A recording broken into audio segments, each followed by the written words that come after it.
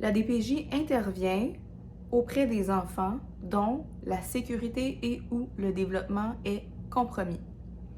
Donc, lorsque la DPJ est en évaluation de signalement, elle tente de savoir s'il y a une situation de compromission. La sécurité et ou le développement de l'enfant est compromis dans les situations prévues à la loi sur la protection de la jeunesse.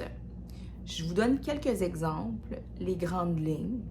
À l'article 38 de la loi sur la protection de la jeunesse, on a abandon, négligence, mauvais traitement psychologique, abus sexuels, abus physiques, troubles de comportement sérieux et plus encore. Après évaluation du signalement, il se peut que ça s'arrête là. Par exemple, lorsque la DPJ constate que les faits sont non fondés. Également, des fois, les faits sont fondés, mais la DPJ doit quitter parce qu'il n'y a pas de situation de compromission.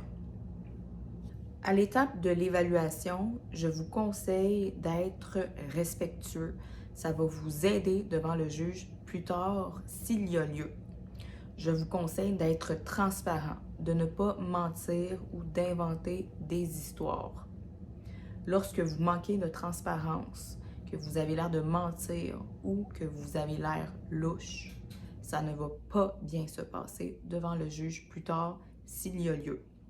Si par exemple, vous aviez quelque chose à vous reprocher, ne vous en faites pas, il y a toujours une opportunité d'y remédier. Par contre, si vous perdez la confiance de la DPJ et du juge dès le départ, ça va être beaucoup plus difficile d'y remédier.